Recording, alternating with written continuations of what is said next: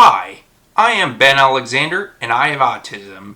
Today I want to talk to you about how to cope with autism and its struggles.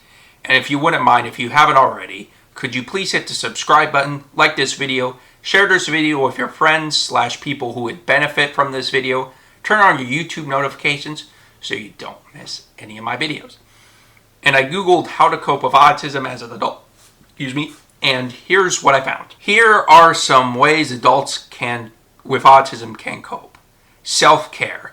Practice self-care by getting enough sleep, eating a healthy diet, drinking lots of water, exercising, spending time outdoors, taking baths or showers, establishing morning and bedtime routines, setting boundaries, set clear boundaries and have conversations with others about them, reduce anxiety by limiting things that make you anxious, spending time in activities you enjoy, spending time with loved ones, swimming, and then manage anger by identifying potential triggers, developing an action plan, learning to distract from the situation, learning to remove yourself from the situation, using relaxation techniques like deep breathing, visualization, yoga or Tai Chi, speaking with a trusted person, prioritizing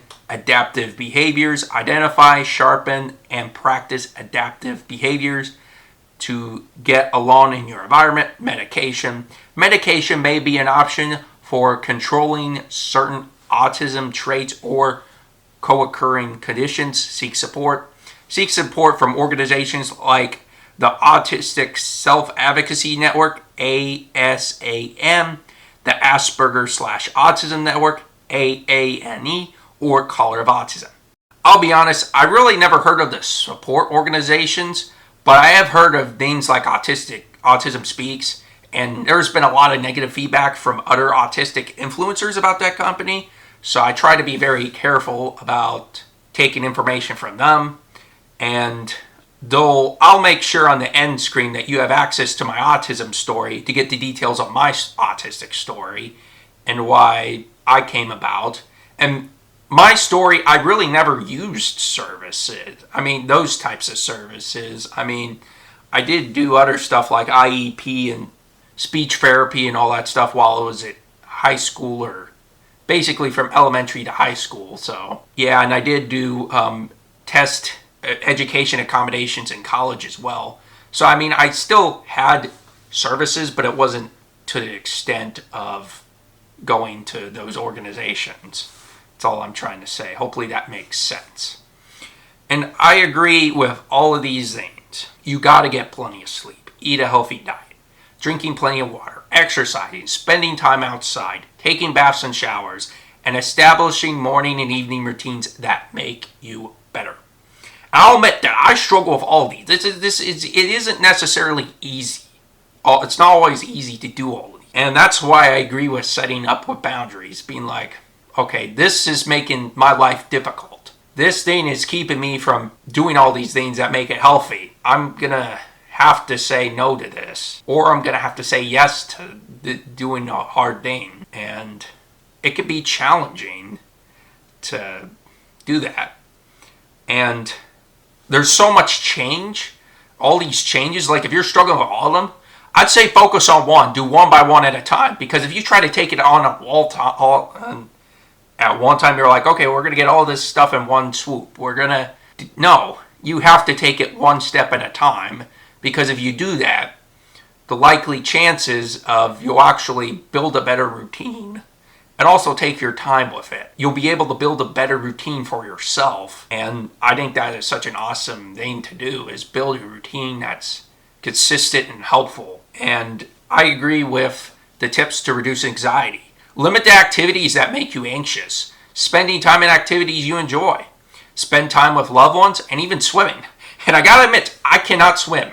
I cannot even swim. And it seems crazy that I can't swim, but again, I think there's a lot of people that really can't swim either. What I would say to swimming is just go in a pool that you could stand up and just walk in it. Especially nice in the summer when it's hot outside. Like, I remember I did it in Florida, and I believe it was that was probably the last time I went kind of swimming in a way. Yeah, I think it was Florida. It was crazy. Florida was the last time I went swimming because I don't have a pool and all that stuff, so I don't have a Y membership as well. We used to have a Y membership, but I didn't swim very much there. I more in the exercise rooms and playing basketball, I remember. So yeah, I would say even if you're not comfortable swimming in the deep end, which again, that's understandable, I just say you don't have to swim in the deep end to be able to get the benefits of swimming. Like I said, I always enjoyed doing it because it cools me off during the summer, but it does get nerve-wracking when you can't swim and you're in a giant lake of water or body of water and you can't swim. That does get terrifying, and I understand the stresses of that. And I just say with the swimming, just make sure it's a pool that you could stand up in and you won't drown in. And obviously, if it's not safe to swim, don't do it, because I wouldn't want you to drown and make an unnecessary risk. Yeah, just be careful if you don't know how to swim. But if you know how to swim, the options are limitless. You really don't have anything really stopping you except maybe you don't have a pool or you're not close to a body of water. That could be the only thing I feel like that might stop you at that. And I agree with all of the tips to manage your anger. Identifying personal triggers, developing an action plan, learning to distract from the situation, learning to remove yourself from the situation using relaxed techniques such as deep breathing, visualization, yoga, or Tai Chi. I'm hoping I'm saying that wrong or right. Sorry. If I'm saying that wrong, I apologize. I believe it's Tai Chi or Tai Chi. I apologize. I'm not 100% sure how to pronounce that word. And I believe these are great tips to deal with anger. And when I get angry, I try to identify what makes me angry and I try to deal with it. And I try to remove myself from the situation if I can. But if I can't remove myself from the situation, I try to come up with a plan to deal with it. And I agree with seeking support and getting medication if you need it. That's a great idea. Going to a doctor/a psychologist is even a better idea. And really to see if any medication is helpful, they'll know what medication's right for you. That's why it's extremely important to do that. And even a psychologist would know what types of medication would be right for you as well. They can recommend it to a doctor, be like, hey, I believe that this patient needs this medicine, and a doctor will say yes or no. And then you can go to probably Walmart, CVS, Walgreens, those type of places to go pick up your meds. Then take your meds, do what you're supposed to, and hopefully you'll be seeing relief from that. And if you don't, go back to the therapist and tell them that the medicine's hurting you more than it's helping you, and then you can talk from there. And another great idea is just, in addition to going to therapy, I believe finding friends, support for people.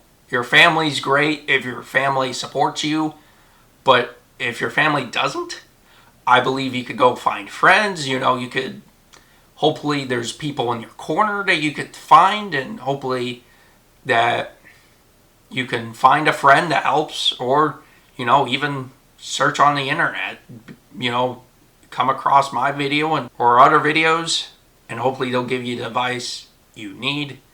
But don't take this as the gospel, but I believe you could at least know that you are not alone, and I have autism and I'm still dealing with it as well.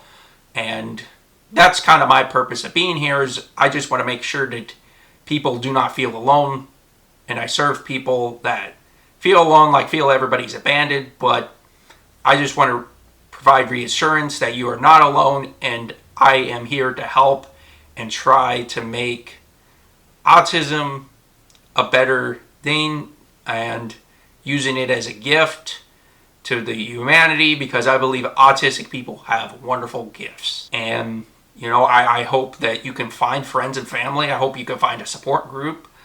And I believe that's the best tip I can give you, is just to find those friends, find those members, doing the right things, going to therapy, going to see a doctor, and obviously if you're unemployed like me, you really can't afford therapy. That's why having a support system helps a lot, because therapy is very expensive. It is very expensive, especially if you don't have a job like me. I just got recently laid off from my job and or fired.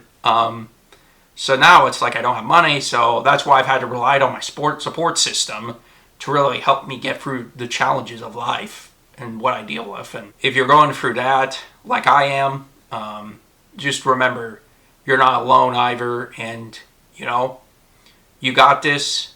Don't worry about it. Everything happens for a reason, and I hope that you could learn something new, and I hope that God blesses you, and I hope everything goes well in your life. And I just want to end the video on asking if I missed anything. Is there anything that I missed? And if you really have any tips, please let me know in the comment section. Thanks for watching to the end, and I'll see you in the next video.